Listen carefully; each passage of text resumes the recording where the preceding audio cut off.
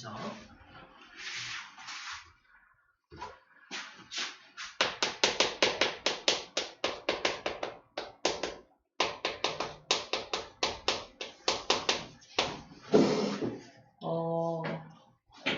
좀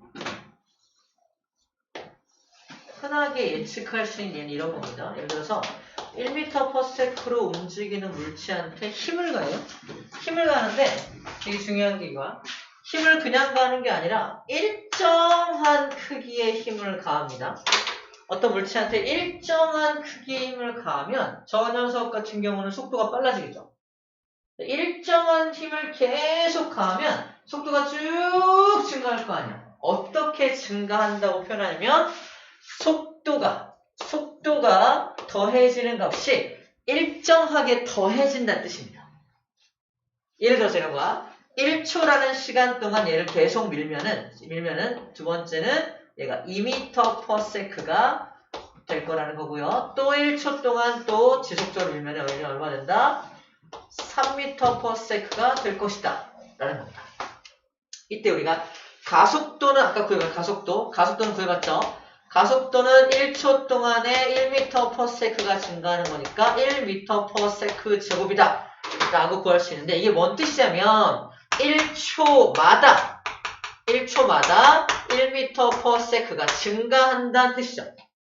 1초마다 1m/s씩 계속 증가하는 뜻입니다. 이거를 한글로 뭐라고 표현한다? 속도가 더해지는 값이 항상 일정하다. 얼마씩? 1초마다 1씩. 그래서 등가속도 운동의 이해가 되는 겁니다. 근데 이런 운동을 실현시키려면 일정한 크기의 힘을 가할 수 있는 어떤 사람이 필요하겠죠. 그런 사람은 세상에 존재하지 않습니다. 기계가 아닌 이상. 그래서 우린 이렇게 옆으로 미는 것보다는 뭐에 더 익숙해져야 하냐면 위에서 물체가 떨어지는 상황을 예측하는 게 훨씬 더 좋은 이해가 돼. 왜냐하면 이 물체의 질량이 정해져 있으니까. 잘 들어. 질량은 뭐에 비례하냐면 바로 중력에 비례합니다. 지구가 쟤를 잡아당기는 힘의 크기가 일정해요. 왜? 질량이 변함이 없으니까. 물체가 떨어지는 동안 질량이 변하나요? 안 변하죠. 그러면 중력도 변하나요? 안 변하죠. 그래서 쟤한테 일정한 크기의 힘을 가할 수 있는 조건을 지구에서도 만들 수 있다는 겁니다. 나도 할 수 있다는 거. 어떻게? 물체를 떨어뜨리면 돼요. 일정한 크기의 힘이 가해져서 일정하게 속도가 증가하는 겁니다. 그걸 지구의 중력 때문에 속도가 더해지는 지구의 중력이라는 힘 때문에 속도가 더해지는 그걸 지구의 중력 가속도라고 하는 거예요. 우리 옛날에 위치 에너지 배울 때 외웠죠? 얼마? 9.8 m/s 제곱입니다. 뭔 소리야? 1초마다 9.8 m/s씩 빨라져요. 그죠? 1초마다 9.8 m/s씩 빨라집니다. 그게 지구 중력에 의해 효과예요. 물체의 질량과 상관없이는 작은 물체든 큰 물체든 다 똑같이 9.8씩 증가합니다. 아하, 그걸 가속도라고 불러주는 거구나. 얘보다 훨씬 크죠? 그래서 우리 지구 중력 가속도를 떠올려서 이런 예를 생각해 주면 됩니다. 그래서 등가속도 직선운동의 대표적인 예가 뭐냐 그러면은 위에서 떨어뜨린 물체, 즉 자유낙하 운동이 등가속도 운동의 대표적인 어떤 운동이 됩니다.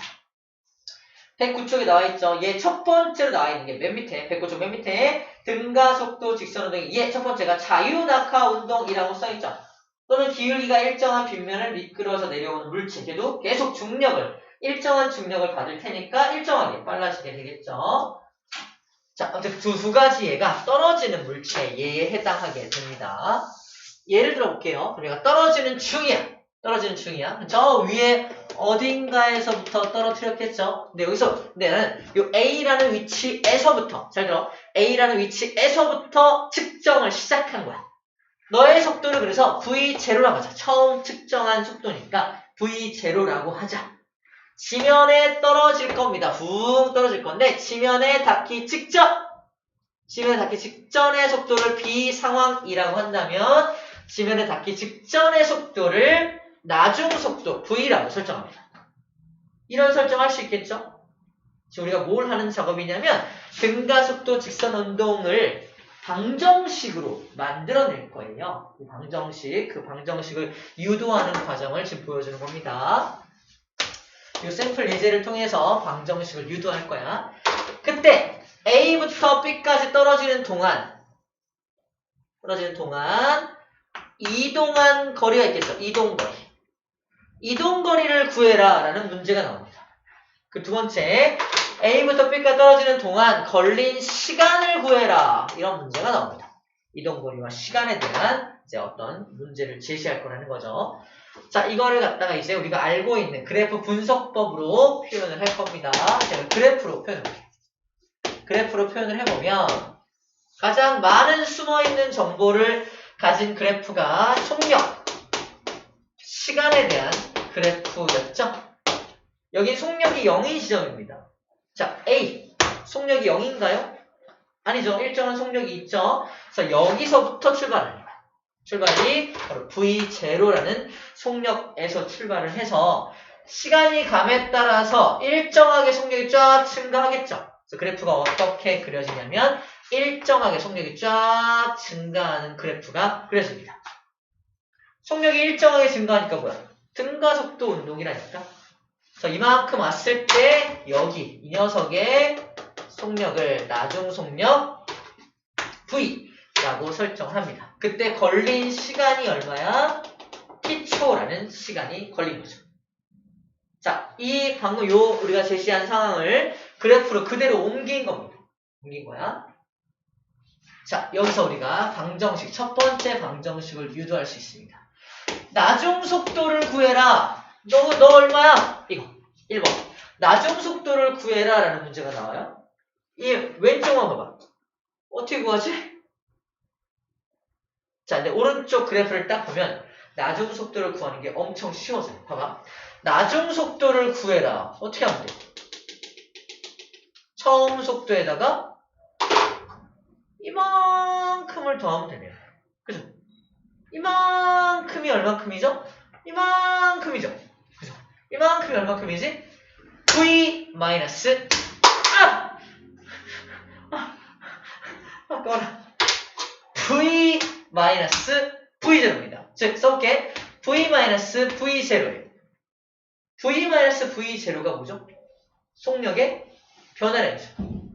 속력의 변화량은 결론부터 말할게요. 8입니다. 왜냐면 가속도 공식이 단위 시간 동안의 속력의 변화량이었잖아. 이걸 속력의 변화량에 대해서 정리하면 AT죠.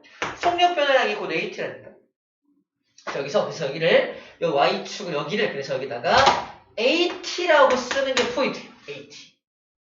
근데 나중 속력 어떻게 구해? V0에다가 AT를 더하면 돼요. 그죠?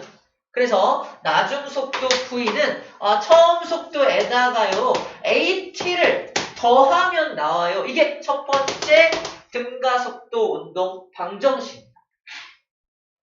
이 그래프를 그릴 수 있다면 나중 속도를 구하는 공식을 쉽게 유도할 수 있다는 얘기를 하고 있는 겁니다. 자, 두 번째 문제는 뭘 물어보냐? 야, 그러면 여기서부터 여기까지 이동한 거리 한번 구해봐. 이동거리. 기억납니까? 속력 시간 그래프에서 뭐가 이동거리였냐? 면적! 숨어있는 두 번째 의미 바로 면적이 이동거리였어요. 면적이란 무엇이다? 그래프 아랫부분의 넓이. 여기가 면적이거든. 이 면적은 크게 사각형의 면적 플러스 삼각형의 면적으로 나눌 수가 있죠. 사각형의 면적은 얼마입니까? t 곱하기 v0. 아하! v0t요. 삼각형의 면적은 얼마지? 이게 t죠. y 얼마지? at. 그죠? t 곱하기 at 곱하기 2분의 1. 맞아요? 그래서 2분의 1 at의 제곱이라는 값이 삼각형의 면적입니다. 다시 0초부터 t초까지 전체 이동한 거리를 구해라. 뭔 소리야? 면적 구해라. 알았어요? 면적 S는 뭐더라? V0t. 삼각형 면적 뭐더라? 2분의 1 AT의 제곱. 오케이, 끝. 두 번째 공식이 만들어진 겁니다. 외워야 되나요? 아니야, 이 그래프에 나와 있어요. 우리가 이거 1번, 2번 공식 진짜 어려워 보이지만 사실 우리가 이걸 설정을 하고 빠르게 그래프를 그려내면 이 안에 다 숨어 있다는 거예요. 처음부터 이게 외워지진 않아요. 외우는 방법은 그래프를 빨리 그리는 게 제일 좋아요. 그래프를 빨리 그려서 맞아, V0, 여기 V니까 V0에다가 AT를 더하면 V네. 오케이. 이동거리는 면적이니까 V0T네. 2분의 1 H제곱이네. 오케이, 이렇게. 오케이. 그래서 1번, 2번 공식을 쉽게 유도해낼 수가 있습니다. 3번 공식도 뒷담 많이 쓰이는 공식인데 이 그래프에 나타나 있지는 않아요. 3번 공식의 특징이 2 곱하기 A 곱하기 S는 V제곱 마이너스 V0의 제곱인데 T가 없죠. 굉장히 맑고 깨끗한 공식입니다. T 없으니까.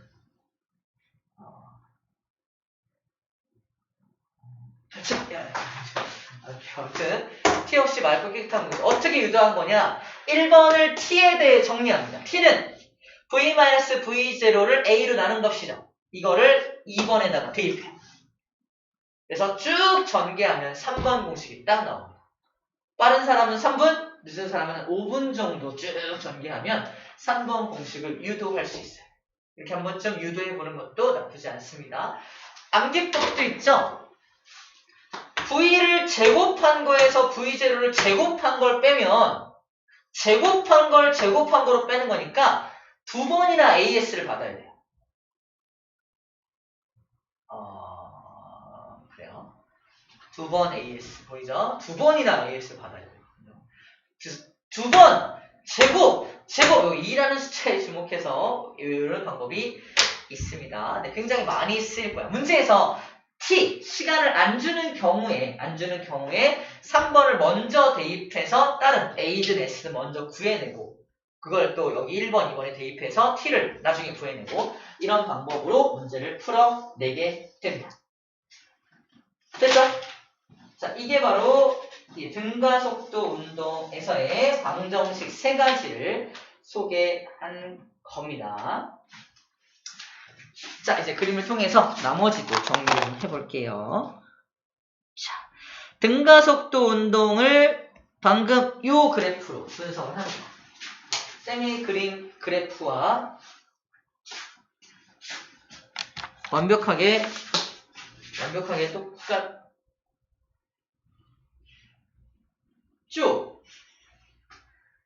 기울기 다 틀렸어. 아무튼 이 그래프가 그게 같은 그래프입니다. 자, 이렇게 해서 두 번째 그래프가 이렇게 이게 여기서 두 번째 그래프에서 이 그래프에서 이제 나중 속도 보여? V0 플러스 AT 보여야 되고요. 이동거리는 V0T 플러스 2분의 AT 제곱이 이동거리구나를 보여야 합니다. 그래서 가장 많이 쓰는 공식이 바로 그래프가 속도 시간 그래프가 돼요. 자, 속도 시간 그래프는 면적만 의미하는 게 아니죠. 모두 구할 수 있냐? 이 기울기를 분석하면 가속도도 구할 수 있습니다. 그죠? 속도 시간 그래프에서 기울기가 가속도니까. 그래서 가속도는 T분의 AT가 되겠죠. T분의 AT니까 A네요. 맞죠? 보이나요? 가속 기울기 뭐야? T분의 AT잖아. 맞네. 가속도 맞네요. 그죠? 확인할 수 있다는 겁니다. 기울기 가속도네. 기울기는 가속도. 기울기가 일정하니까 등가속도죠. 등가속도 직선운동의 그래프가 맞구나 라는 거예요. 자, 이제 처음 보는 그래프 하나 소개합니다. 보세요. 첫 번째 이겁니다. 이게 가속도 시간 그래프예요. 가속도 시간 그래프. Y축에 가속도 써있는 거 많이 본 적이 없을 건데요. 마찬가지로 얘는 면적이 의미를 가집니다. 직관적으로는 1초일 때도 가속도 A, 2초일 때도 가속도 A, 3초일 때도 가속도 A. 가속도가 안 변하네? 등가속도 운동이니까. 자, 두 번째 숨어있는 거 기울기가 면적이 숨어있는 의미를 가질 수 있기 때문에 근데 기울기를 잡아 단위 시간 동안의 가속도 변화량이죠. 그런 공식 본 적이 없어요. 그래서 얘 같은 경우가 기울기가 의미를 가지지 않게 됩니다. 뭐만 의미를 가진다? 넓이는 뭐야? A 곱하기 T죠. 속도의 변화량이죠. 면적이 h잖아. a 곱하기 t잖아. at야.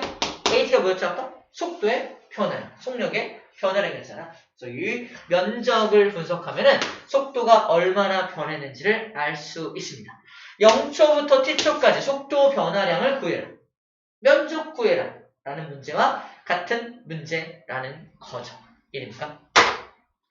그래서 이 가속도 시간 그래프에서는 면적만 잘 구해서 이게 속도 변화량이다 라는 사실만 알고 있으면 문제가 짝짝짝짝 잘 풀어지게 됩니다. 마지막 그래프 이겁니다. Y축에 뭐라고 쓰여있냐? 위치라고 쓰여져 있죠. 위치 시간 그래프인데 얘는 마찬가지로 면적은 의미를 안 가져. 직관적으로 보이는 건 1초일 때 위치 여기, 2초일 때 위치는 자 찍어보자. 1초, 2초, 3초, 4초 찍어볼게요. 그러면 1초일 때 여기. 이동량이 이만큼이죠. 네, 또 1초 지났어. 네, 여기죠. 이동량이 이만큼이죠. 아까 이동한 것보다 더 많이 이동했죠. 단위 시간 동안에 더 많이 이동한다는 무슨 뜻이죠? 속력이 더 빨라지고 있다는 뜻이죠. 그게 보이나요? 속력이 빨라진다는 두 번째 증거는 접선의 기울기가 점점 급해지고 있죠. 위치 시간 그래프에서 기울기가 의미하는 숨어있는 의미가 뭐였죠? 기울기는 시간분의 위치 변화량, 변이죠. 속도입니다. 그래서 속도가 점점점 빨라지고 있다는 걸 그래프의 기울기를 통해서 알 수가 있다는 겁니다. 면적은 의미를 안 가져. 면적은 의미 안 가지려면 이 면적이요. 면적이 뭔데? 시간 곱하기 위치요. 시간하고 위치 곱한 게 뭐야? 이건 의미 안 가지죠. 이런 공식은 없어. 그래서 면적은 의미를 가지지 않게 되는 겁니다. 자, 계속 반복하고 있습니다. 그래프는 직관적으로 보이는 자료와 숨어있는 의미가 두 가지가 있는데 속도 시간 그래프 또는 속력 시간 그래프를 제외하고는 다 숨어있는 의미가 한 가지밖에 없다. 그 얘기를 하고 있는 겁니다. 됐죠? 오케이. 마지막 내용 설명하면 끝나네요. 봐봐.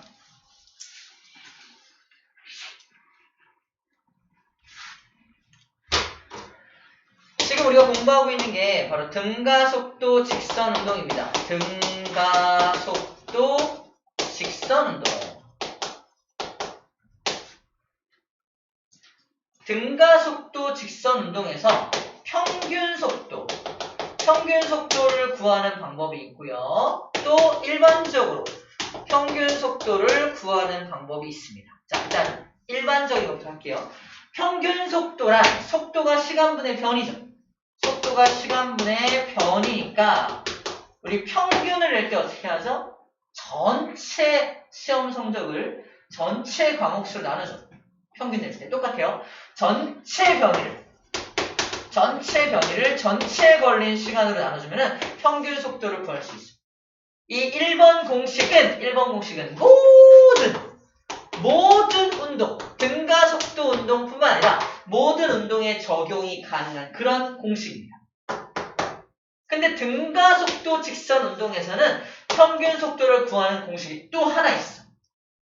그게 바로 이겁니다. 보세요.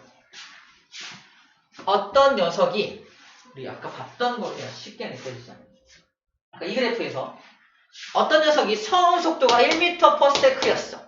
그 속도가 일정하게 증가해서 t초가 되는 순간 3m/s가 되었다고 치자. 이 물체는 그러면 처음 속도는 1이고 나중 속도가 3이니까 평균은 얼마일까? 2겠죠. 그죠? 1부터 3까지 일정하게 증가했으니까 평균은 2가 되는 겁니다. 다시 말해서 얘는 평균 속도를 그냥 이렇게 구했죠. 처음 속도가 1이고 나중 속도가 3이니까 평균은 2겠지. 이렇게 구한 거지. 왜? 일정하게 속도가 증가하니까 가능한 공식이라는 겁니다. 이해돼요?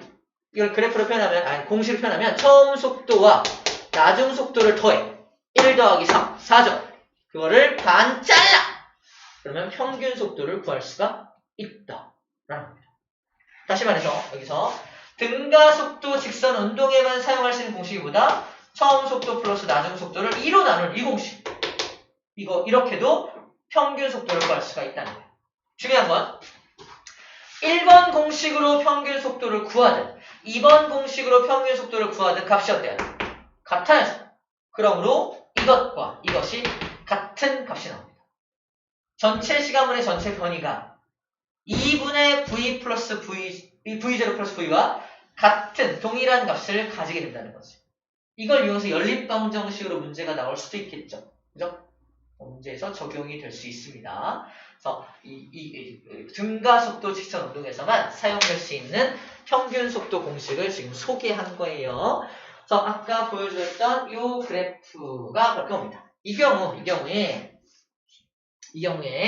처음 속도가 v0야. 나중 속도가 v야. 그럼 평균 속도 얼마야? 2분의 v0 플러스 v가 평균 속도야. 평균 속도를 딱 만족하는 시간은 언제야? 2분의 t가 되겠죠. 딱 순간 속도가 점점 증가할 텐데 딱 평균 속도를 만족하는 시간대가 있을 거 아니야. 바로 t라는 시간의 절반, 딱 2분의 t를 지날 때가 딱 평균 속도에 해당하는 그 속도를 나타내고 있을 때가 2분의 t라는 시간에 그 속도를 나타내고 있겠죠. 딱. 그래서 2분의 t라는 시간도 찾아낼 수 있습니다. 평균 속도를 나타낸 시간 2분의 t라는 이것도 찾아낼 수 있다는 얘기를 하고 있는 거예요. 그래서 그래프를 가지고 놀고 있는 중입니다. 자, 좋아요. 자, 내용 정리 이 정도로 끝냈고요. 우리 개념하기 문제 풀면서 이제 모르는 거 확인 좀 해볼게요. 밑에 110쪽 문제 풀어봅시다.